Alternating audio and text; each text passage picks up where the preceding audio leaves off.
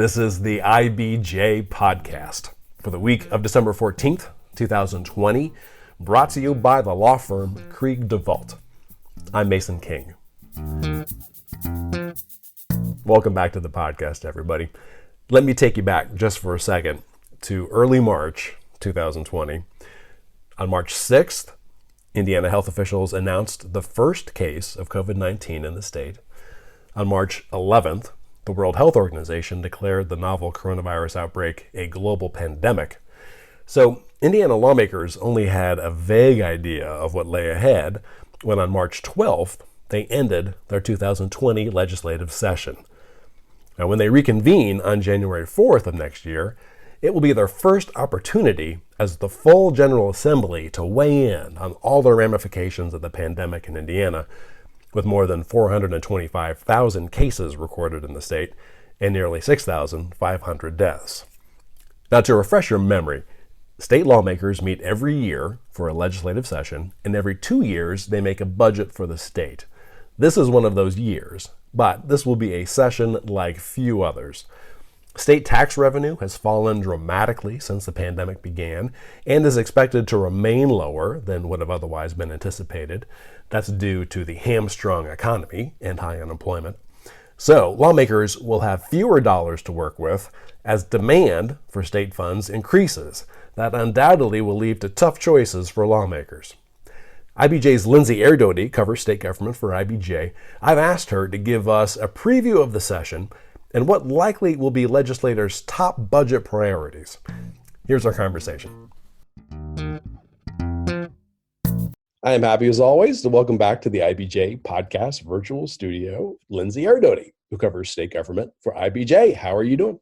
I'm doing great. So beginning on January the 4th, maybe January 4th, give or take, depending on what COVID-19 throws at us, the General Assembly will start its legislative and budget writing session, which is expected to go all the way to the end of April. So what is extraordinary about this budget writing session? Yeah, so I don't think lawmakers would ever say that writing the budget is an easy task, but I think the pandemic is throwing some extra curveballs at them. You know, you think about the fact that lawmakers write the budget every 2 years. So they're predicting out 2 years in advance what the state's economy is going to look like. So they know roughly how much revenue the state's going to bring in. So they know roughly how much they can spend.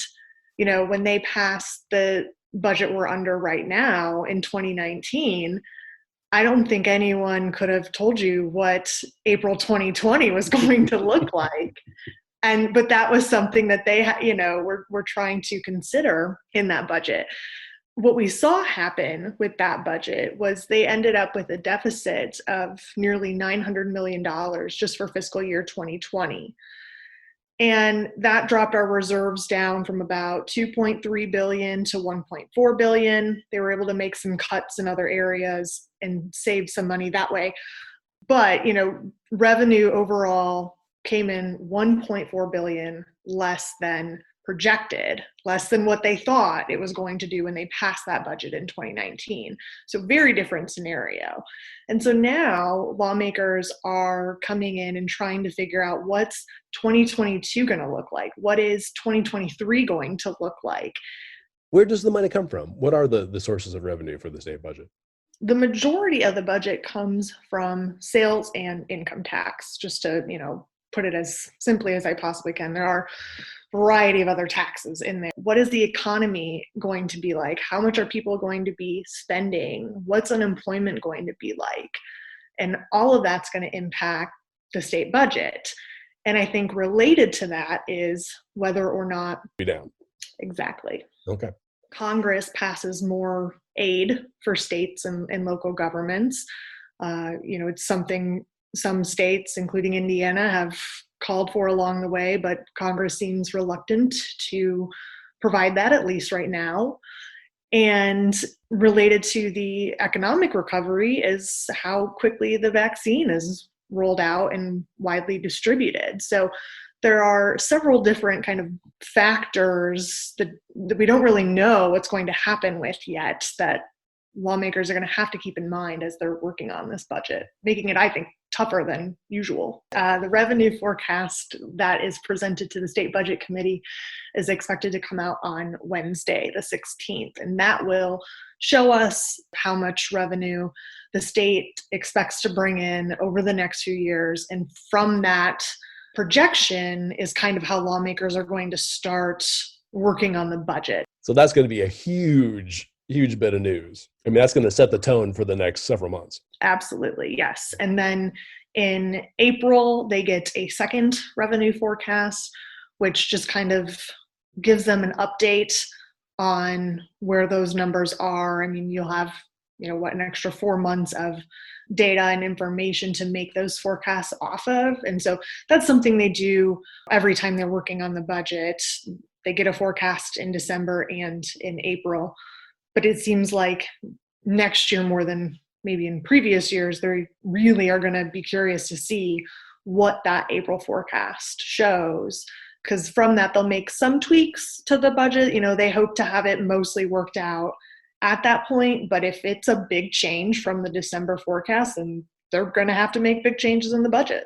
So we don't know what the forecast exactly is going to be. We're going to assume that it's going to be challenging. So lawmakers are going to be looking for places in the state budget most likely to cut. Now, the biggest portion of the budget is K through 12 education, public education. In the most current budget, it is about 45% of the budget, huge chunk. Now, legislators have been under increasing pressure in recent years to increase K through 12 funding. What do schools and teachers, and presumably folks like me who have kids in the public education system, what do we want this money for? People in the education system want to see, at the very minimum, funding remain flat.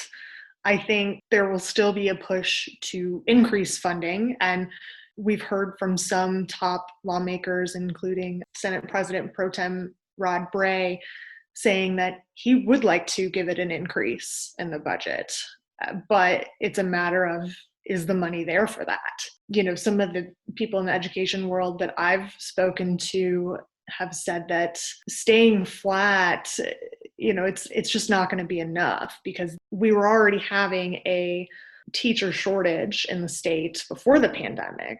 And then the pandemic hit and schools saw more teachers retiring or leaving for various reasons, and they're struggling. And so the big topic during the 2019 budget was teacher pay and increasing teacher pay. And, I think educators are going to come back this year and say, this is an even bigger issue now. Yeah, my recollection was like after that session, I mean, the funding increased by, I think, 2.5% for each year of the budget. But the teachers were saying, that's nice, but we consider this to be a down payment, that we're coming back for more. Absolutely. I think they were pleased to see increases. Certainly no one was complaining that they got an extra 2.5% every year. So they were happy about that. But I'm not sure anyone in the education world thought, oh, that's enough. That's plenty. That's going to solve the problem. I think even lawmakers and the governor said that was a first step. That was a step in the right direction. But we saw the governor create the Teacher Pay Commission to look into this more and how they could push even more funding towards education. And then, like I said, the pandemic hit and it just kind of threw everything up into the air with that issue. But like I said, educators are still going to argue that that is a concern this year and that they do need more funding to pay teachers higher salaries. So I guess we could play a game called Is It Cuttable? Is the K through 12 education budget, politically speaking, is that cuttable? Is there a chance that funding could rise a bit, or should educators be happy that it's going to just stay the same? So out of the top lawmakers and the budget writers that I spoke to, everyone said everything has to be on the table for discussions. But, big caveat here, but education is going to be the last place they look to cut. So if K through 12 education is getting any sort of cut in the budget, then that means everything else is taking a cut in the budget. Okay, let's take a quick break to hear from our sponsor. This is the IBJ podcast. The IBJ podcast is brought to you by Krieg DeVault, a trusted and dynamic law firm representing a wide variety of local, regional, and national clients. Committed to each other and to every client, Krieg DeVault prides itself on integrity, professionalism, respect, and excellence. Financial institutions, global manufacturers, national healthcare providers, and successful organizations of all sizes and market focus rely on Krieg DeVault to create innovative and successful business solutions. Connect today at www.kriegdevault.com.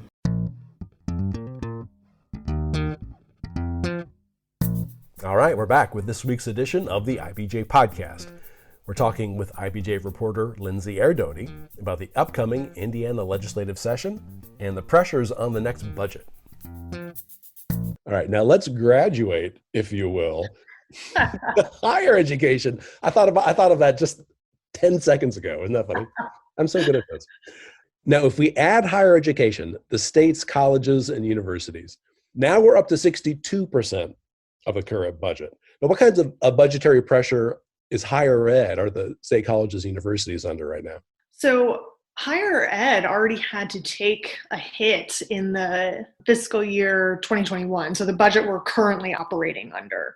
They were asked to make cuts about 7% across the board as part of Holcomb's administration trying to make cuts knowing revenue was going to be coming in less than expected over this year. So it'll be interesting to see what happens with their budgets and the new budget that lawmakers are going to have to craft. But I think you're going to see higher education institutions coming in and saying, look, we already took a hit.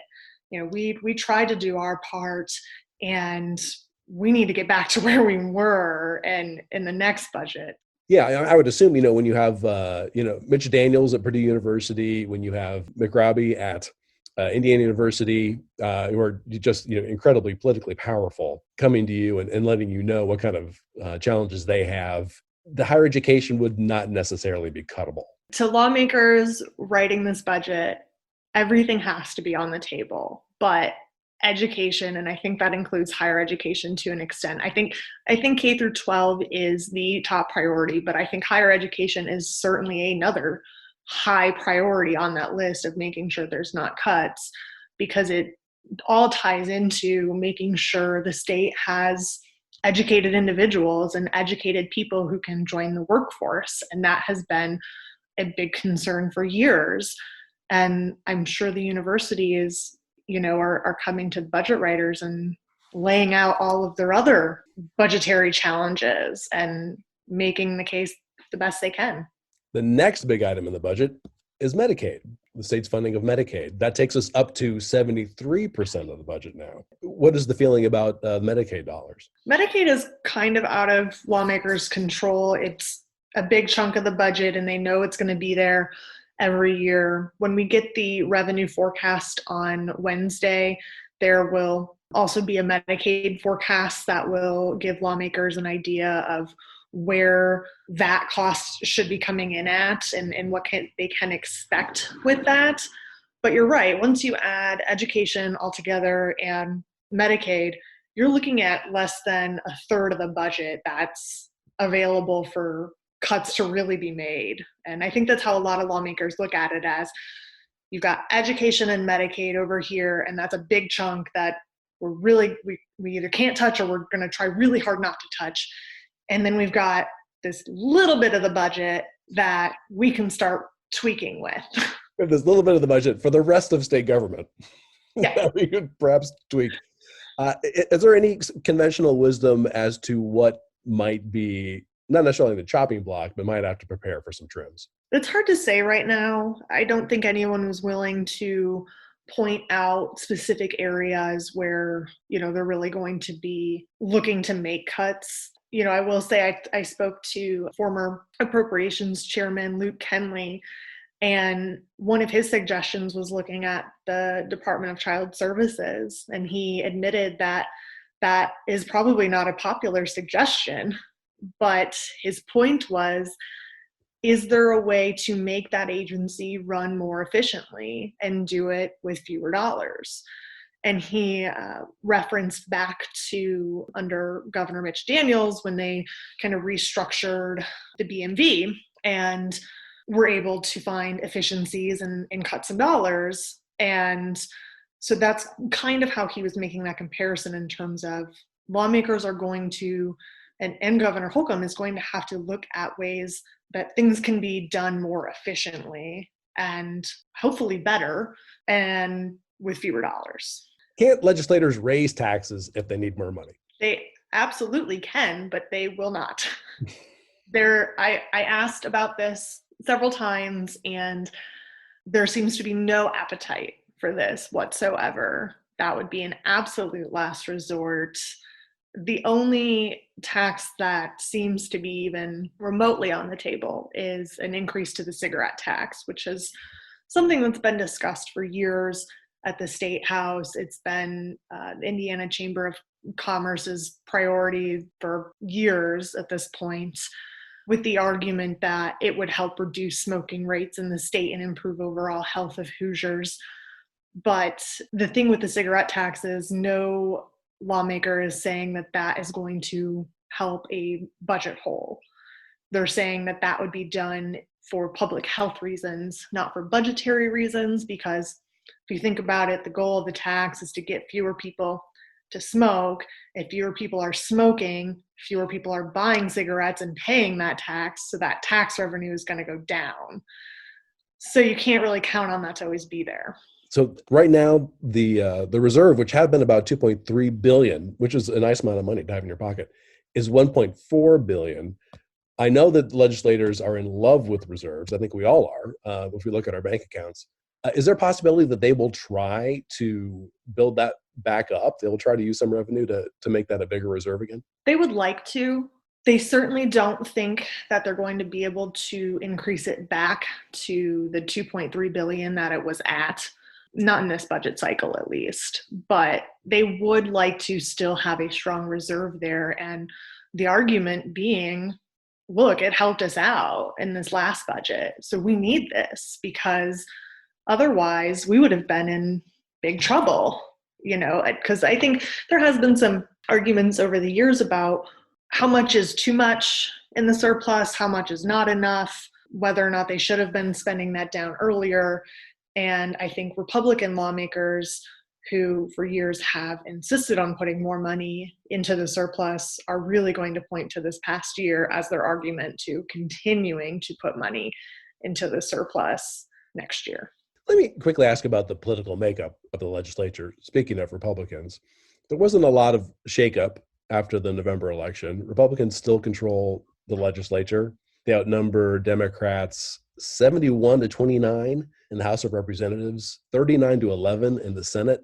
Are those supermajorities? Yes. We heard that term a lot. What does that really mean? Practically speaking, which I think is what matters and helps people understand things, is it means that the House and or the Senate could meet without any Democrat in the room. They could meet and conduct all their business without a single Democrat in the room if they wanted to. Now, that being said, they historically have not done that. Former House Speaker Brian Bosma made it a point not to do that and to include the minority party in discussions and debate. And I don't think there's any sign that that would happen going forward. But it means, they don't need a single Democratic vote on any piece of legislation to pass. Yeah, effectively speaking, how much power or influence do Democrats have in the budget writing and approval process? They're involved in the process. There are Democrats on the House Ways and Means Committee. There are Democrats on the Senate Appropriations Committee, and they will certainly have a say in things. They're certainly able to file amendments to get funding for various things that they want in the budget. And I think there are some negotiations that take place, but at the end of the day, Republicans are able to control what goes in the budget. And so if it's something Republicans don't want in the budget, then it's not going to end up there. Now, a good deal of the session also will have to do with legislation. Can you give us just a quick rundown of the key issues you expect to be reporting on a lot? So other than the budget, the one other thing that lawmakers have to do next year is redistricting. So they have to redraw the state legislative district lines and the congressional lines. That being said, it's unclear when they're going to get the population data from the Census Bureau from the 2020 census. That is still up in the air, and they need that information before they can really start drilling down and figuring out how to redraw those lines. But that and the budget are the two things they have to do. And I think that's important to note. In normal legislative session years, we wouldn't be harping on that fact so much. But because there's so much unknown going into this session, they're really focusing on, okay, what do we have to do versus what do we want to do? But there are a variety of other things that I'm expecting lawmakers to be talking about, including tweaking what the governor is and is not allowed to do with his executive orders. I think some lawmakers have been upset about some of the things he's been able to do over the course of the pandemic without any lawmakers weighing in on that. Governor Holcomb has certainly talked to some of the legislative leaders over the course of all of this about his decisions, but there was never 150 lawmakers in the building taking a vote. I've been really curious about this. Was there really an appetite for the legislature to come back into session so they could handle pandemic-related issues? I don't think there was enough of an appetite. I think there were some lawmakers who wanted to see that happen, but I don't think it was a majority of lawmakers that wanted to see that happen. And Governor Holcomb himself has said that from who he spoke with, there was not an appetite for it. I mean, in retrospect, they would have had to be continually in session. I mean, if they really wanted to be involved, I mean, these are decisions that are being made on almost a day-to-day basis. Absolutely. And or were they thinking like more big picture stuff? I think one thing in particular they wanted to say in was how the state was spending its $2.4 billion. It received it from the CARES Act, which, we've seen Governor Holcomb's administration just make decisions on over the course of the past few months. And we still have, last I checked, about $600 million left to allocate. That has to be allocated before the end of the year, but that's a different story. Oh my goodness. They're going to be busier for the next 3 weeks. Yeah. But back to the legislative session, aside from redistricting and Governor Holcomb's powers, the top priority for the business organizations in the state is going to be passing liability protections for businesses, meaning protecting companies from what they're calling frivolous COVID-related lawsuits. Not exactly sure what that's going to look like yet, but top lawmakers in both chambers have said it's going to be a priority for them. Heard earlier today, it might be, one of the top two, if not the top two, Senate bills filed this year, and they always kind of reserve those top spots for their top priorities. Last year was healthcare related legislation. That same, topic, the liability topic for businesses, has been one of the 2 or 3 main sticking points for federal aid. I mean, it seems like it always crops up and kind of throws a fly into the ointment whenever they get close to passing a federal aid package. Yeah, I think that people in Indiana were hoping, or business leaders in Indiana were hoping that Congress would have passed some sort of protection by now. IBJ did a story in the summer that talked about this, and at that point, there really wasn't an appetite for the state lawmakers to take action on it because the thought was that Congress would. And now we've seen Congress has not acted on that. So business leaders are turning to our state lawmakers to do something about it. Well, we're going to be sure to check in with you probably several times over the next few months. And as always, appreciate all your work. Thank you. My thanks again to Lindsey Erdody. If you'd like to read more about the issues driving the upcoming session, Lindsey has stories in the latest issue of IBJ that cover budget priorities and how lawmakers hope to protect themselves during the session. And before you get on with the rest of your week, I want to point out a couple other strong entries. The negotiations to relocate Elanco Animal Health's headquarters campus from Greenfield to downtown Indy were so high stakes and top secret that Indy and state officials needed to use code names to refer to them. IBJ's Mickey Shuey has a fascinating behind-the-scenes look at the negotiations, which included a huge incentives package for Elanco, competition from other cities, and an ungainly piece of property tied up in tense litigation between the city and a private developer.